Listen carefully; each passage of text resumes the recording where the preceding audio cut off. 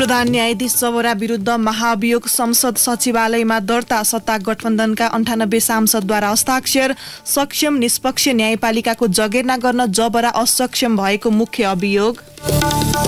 नेपाली कांग्रेसको कार्य सम्पादन समितिको बैठक आज पनि बस्दै भ्रातृ संस्थामा पदाधिकारी मनोनयन गर्ने तयारी।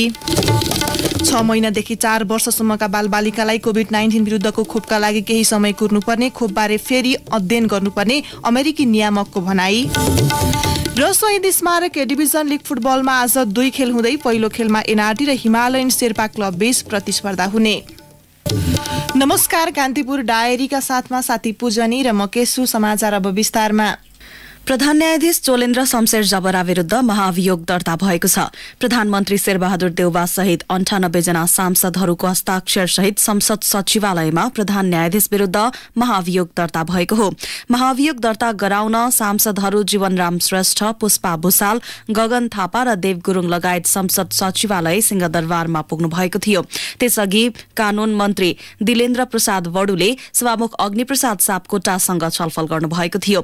सत्ता गठबन्धनका सांसदहरूले सो महाभियोग प्रस्तावमा हस्ताक्षर गरेका छन्। प्रधान न्यायाधीश जबराको बहिर्गमनको माग गर्दै नेपाल बार एसोसिएसनले धरना जारी राखेको छ।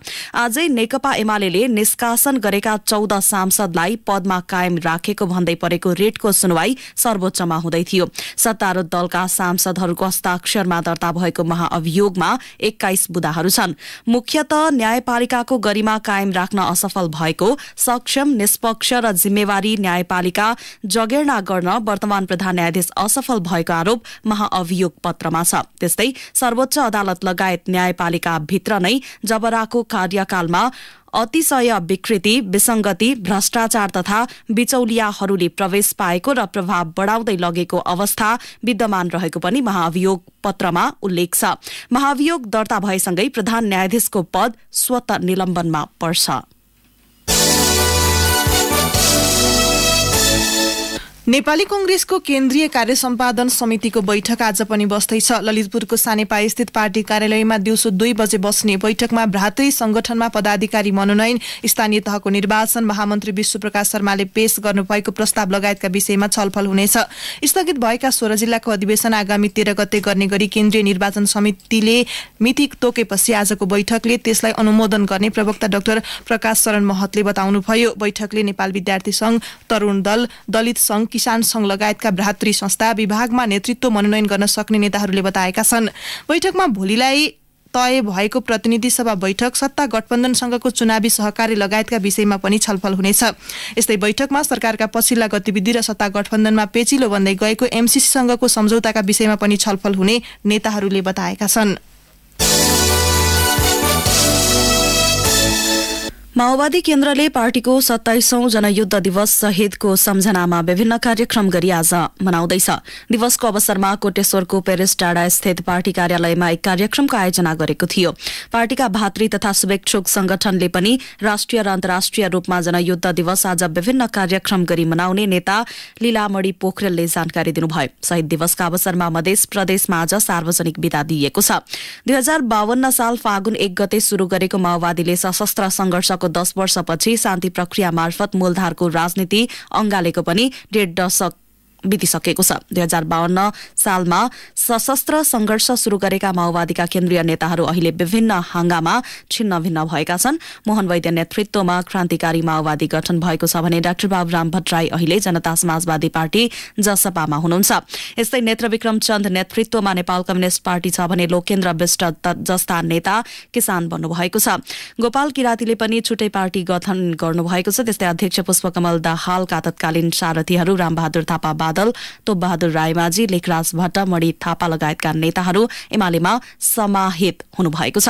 तत्कालीन माओवादी युद्धमा लागेका कतिपय नेता कार्यकर्ताहरू पलायन भइसकेका छन् भने कतिपय खाडीमा श्रम गर्न बाध्य भएका छन्। मूलधारको पार्टी माओवादी केन्द्रले गणतन्त्र, संघीयता, धर्मनिरपेक्षता, समानुपातिक, समावेशी तथा सामाजिक रूपान्तरण जस्ता पार्टीले उठाएको मुद्दा स्थापित गर्न सफल भएको दावी गर्दै आएको छ। तर क्रान्तिकारी माओवादी गठन गरेका मोहन वैद्यले भने जनवादी राज्य सत्ता स्थापना गर्दै समाजवादमा जाने मूल मुद्दा नेतृत्वका कारण क्षति भएकाले मूल पार्टीका विरासत आफूहरू नै भएको दावी गर्दै आउनु भएको छ। माओवादीले 27औं जनयुद्ध दिवस मनाइरहँदा तल्ला तहका कार्यकर्ताका पीड़ा र दुःखका कथाका चाङ छन्। अर्कोतर्फ 15 वर्षदेखि मूलधारको राजनीति अंगालिरहेको माओवादी केन्द्र अधिकांश समय सत्ता राजनीतिकै केन्द्रित भइरहेको भन्दै आलोचना हुँदै आएको छ। धनुषाको जनक नन्दनी गाउँपालिकाको इनरुवामा झण्डै 1.5 वर्षदेखि पार्किङ गरेर राखिएको रेल आजदेखि यात्रु नराखी चलाइने भएको छ। भारतीय प्राविधिकको सहयोगमा जयनगरदेखि कुर्था र कुर्थादेखि जयनगरसम्म ड्राई रन गर्न लागि हो। इनरुवाबाट रेल जनकपुरका लागि प्रस्थान गर्नेछ। रेल सञ्चालनमा ल्याउनु अघि सम्भावित खराबीको परीक्षण गर्न लागि हो। यात्रुलाई नराखी रेलको ड्राई रन शुरू गर्न लागि नेपाल रेलवे कम्पनीका महाप्रबन्धक निरञ्जन झाले बताउनुभयो। लामो समयदेखि थन्किएको रेलको इन्जिन र पार्ट पूर्जा चालु अवस्थामा राख्न पनि दिनहुँ ड्राई गराउन लागि झाले बताउनुभयो। रेल उद्घाटन नभएसम्म प्रत्येक दिन एक पटक इनरुवा हुँदै कुर्थासम्म पुगेर फर्किनेछ। औपचारिक रूपमा रेल सञ्चालनमा आएपछि मात्रै यात्रु ओसार पसार गरिने रेलवे सेवा कम्पनीले जनाएको छ। रेल सेवा सञ्चालनका लागि संघीय सरकारले तत्काल 21.5 करोड रुपियाँको स्रोत सुनिश्चित गरेको छ। भारतको जयनगरबाट धनुषाको कुर्थासम्म करिब 35 किलोमिटर चल्ने रेल सेवाको नेपाल र भारतका प्रधानमन्त्रीले संयुक्त रूपमा उद्घाटन गर्ने तयारी छ। तर उद्घाटनको मिति भने अझै तय हुन सकेको छैन।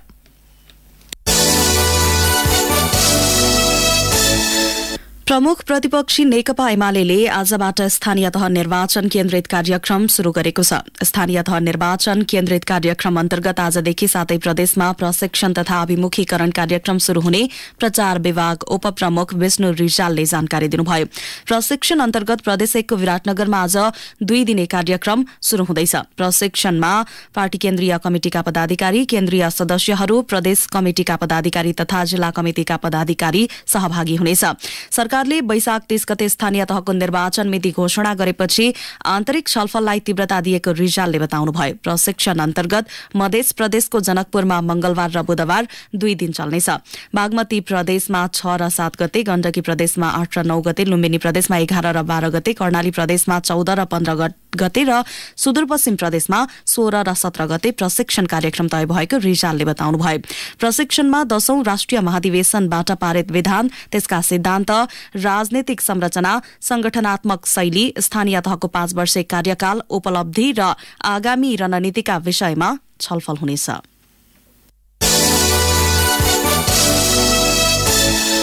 तेस्रो लहरको कोरोना संक्रमण दर घट्दै गएपछि भौतिक उपस्थितिमै आजबाट शैक्षिक संस्थाहरू खुलेका छन्। कोभिड-19 स्वास्थ्य संकट व्यवस्थापन केन्द्र सीसीएमसी को सिफारिस अनुसार 12 वर्ष पूरा भएका विद्यार्थीको हकमा नियमित रूपमा तथा 12 वर्ष पूरा नभएका विद्यार्थीका हकमा आलोपालो गरी कक्षा सञ्चालन गर्ने व्यवस्था अनुसार शैक्षिक संस्थाहरू खुलेका हुन्। विश्वविद्यालय, विद्यालय, ट्युसन सेन्टर, तालिम वा अन्य प्रकारका शैक्षिक क्रियाकलापहरू जनस्वास्थ्य र सुरक्षाको मापदण्ड पालना गरी सञ्चालन गर्न पाइनेछ। सिनेमा हल, डान्स बार, दोहोरी, नाचघर लगायतका रात्रिकालीन व्यवसाय, हेल्थ क्लब, जिमखाना लगायतका व्यवसाय पनि राति 10 बजेसम्म खोल्न पाउने गरी आजबाट सञ्चालन हुनेछन्। व्यवसाय सञ्चालन गर्दा जनस्वास्थ्य र सुरक्षाको मापदण्ड भने अनिवार्य पालना गर्नुपर्नेछ।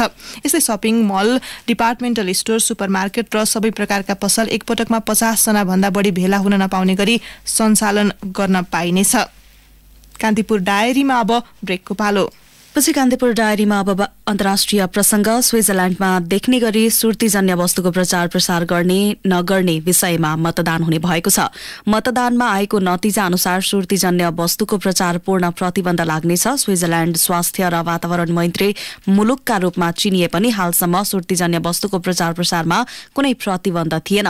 सो कानून लागू भएका युवाहरूले देख्ने गरी सुर्तीजन्य वस्तुको प्रचार प्रसार गर्न पाइने छैन। बेलायत, फ्रान्स, जर्मनीमा पब, रेस्टुरेन्टमा धूमपान गर्नु यस अघि नै गैर कानूनी भए पनि स्विजरल्याण्डमा यस्तो कुनै प्रावधान रहेको छैन। स्विजरल्याण्डका सुपरमार्केटहरूमा युवतीहरूलाई चुरोट कम्पनीहरूले निशुल्क स्याम्पलहरू उपलब्ध गराउने गरेका थिए। यस्तो क्रियाकलापमा केही समय अघि प्रतिबन्ध लगाइए पनि प्रचार प्रसार भने यथावत रहेको थियो। स्विजरल्याण्डमा 27% वयस्कले धूमपान गर्छन्। युरोपभरिमा चुरोट स्विजरल्याण्डमै सबैभन्दा सस्तो रहेको छ। सो कानूनको विपक्षमा रहेकाहरूले कानूनी रूपमा बिक्री गर्न पाइने वस्तुको प्रचारमा रोक लगाउनु अनुचित हुने बताउँदै आएका छन्।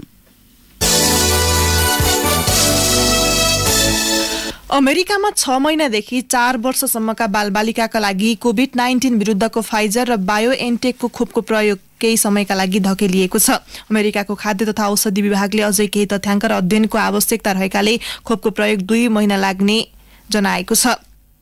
प्रारम्भिक परीक्षण तथ्याङ्कका आधारमा विभागले निर्णय गर्ने भनिए पनि पुनः परीक्षणको आवश्यकता रहेको विभागले स्पष्ट पारेको छ। पूर्व योजना अनुसार खोप फेब्रुअरी 21बाट बालबालिकामा लगाउन सुरु गर्ने तय भएको थियो। यद्यपि बालबालिकामा खोप लगाउनका निम्ति अझै परीक्षण र तथ्याङ्कको आवश्यकता रहेको खाद्य तथा औषधि विभागले भनेपछि खोप उत्पादकले कार्यक्रम रोकेका छन्। अब खेल प्रसंग। शहीद स्मारक ए डिभिजन लीग फुटबलमा आज 2 खेल हुँदैछ। काठमाडौँको त्रिपुरेश्वर स्थित दशरथ रंगशालामा दिउँसो 1 बजे हुने पहिलो खेलमा न्युरोड टिम एनआरटी र हिमालयन शेर्पा क्लब बीच प्रतिस्पर्धा हुनेछ। 7औं स्थानमा रहेको एनआरटी 9 खेलमा 13 अंक जोड्दै 7औं स्थानमा छ। आज हिमालयनलाई हराएर एनआरटी शीर्ष 5 मा उक्लन चाहन्छ।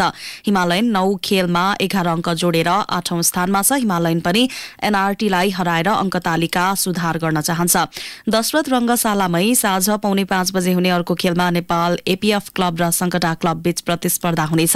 एपीएफ 9 खेलमा 10 अंक जोडेर 9औं स्थानमा छ। संकटालाई हराएर एपीएफ अंक तालिका सुधार गर्ने योजनामा छ। संकटा 9 खेलमा 14 अंक जोडेर 6औं स्थानमा छ। आज संकटा एपीएफलाई स्तब्ध बनाउँदै शीर्ष 5 भित्र उक्लन चाहन्छ।